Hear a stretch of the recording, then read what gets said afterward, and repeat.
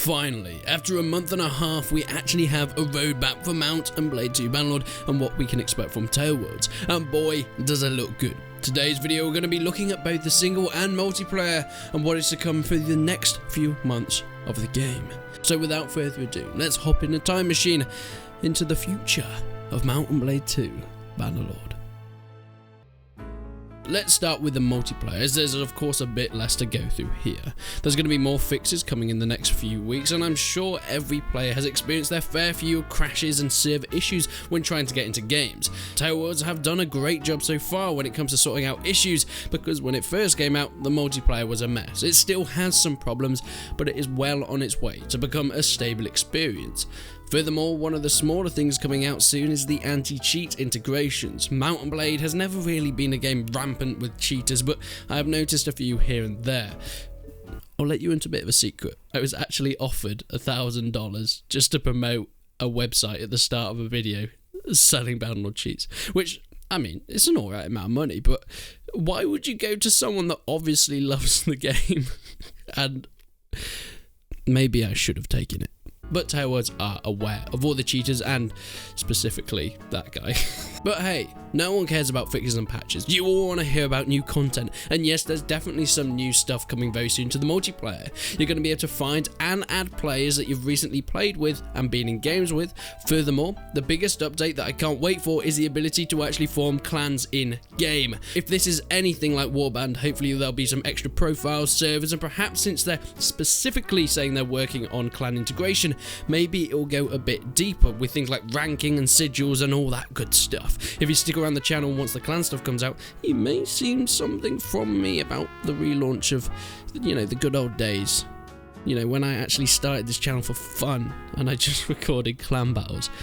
I miss that. It may come back, but I'm sure there are many of you guys that want something a bit deeper with multiplayer, much like Warband, but it looks like they're going to go even beyond anything Warband's multiplayer ever had. Currently they're working on ranked matchmaking, so the competitive side is going to come through a little bit, and of course way more maps. You can probably guess once modding tools have come out, the amount of custom maps are going to go through the roof. Me, myself, I can't wait to get back into testing out some maps. I was never an amazing map maker in Warband, but it was fun, and hopefully with modding tools it should be a bit easier, so I'm going to jump back into it then anyway. But let's move on to the single player, the things that most of you are looking forward to.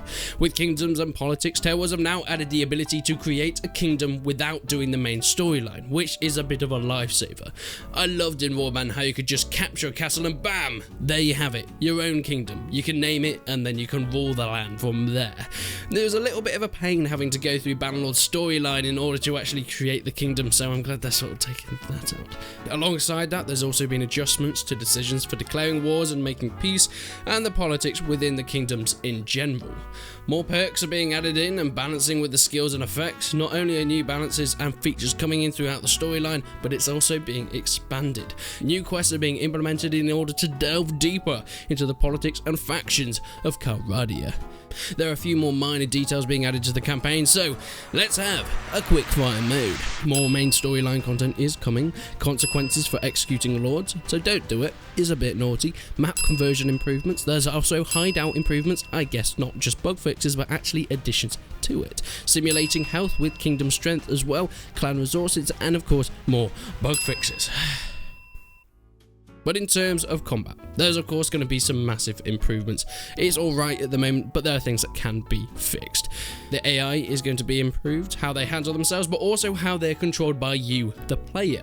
We're also going to get full AI and tactics overhauls, so maybe they'll do more than just charge or chill at the back. They're getting alright at cavalry tactics, but that's about it. The infantry and archer tactics by the AI needs a little bit more improvement. But the main one for me is the siege tower and ladder fixes. This seems to have been the absolute bane of Tail Worlds' existence at the moment. The fact that it's taken this long to get fixed means they're probably having a bit of a wrestling match with it, but they have said that is being worked on.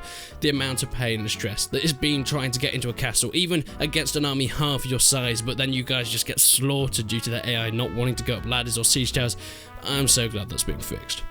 Additionally, the AI will get a combat overhaul in terms of the ways they fight. So yes, you guys that think just strafing constantly to the right is going to work for much longer, boy, I have news for you. In terms of the look for the game, some of the UIs are getting overhauled, most notably the ordering interface. Along with this, new scenes are being added. This is always a point that they stated from early access on its release. One of the things that will change are the amount of battlefields, sieges and town scenes, so I can't wait until we see them all being individually unique and different to one another, to help immerse a player once again in the world. Along with some small bits of armor and weapon changes, not just how they feel but the way they look as well, there are also some new crafting parts that will be eventually coming into the game, and of course animation modeling and face gen improvements. We all know how good the faces are in the game, but I think they could do with some work.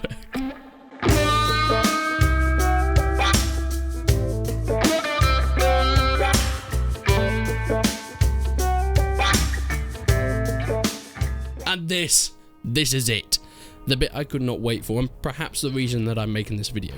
In the engine, of course, they're working on bringing modding tools and documentation to the players. The fact that they're stating this now means we might not even have to wait a year or so like we first expected. Now, of course, disclaimer, there isn't really a timescale for this roadmap, but they said all these things are being worked on currently, so it may not be all that long. Furthermore, finally, since the announcement back in 2014, they're actually mentioning the replay system.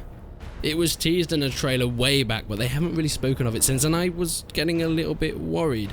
I understand it isn't really a selling point for the game, but for video makers like me, it's the holy grail of editing tools. Being able to do a battle, then go in and after, set up some amazing camera angles, and get it all to play out in real time. Yes, the replay editor has been confirmed once again to be on its way, and currently in development.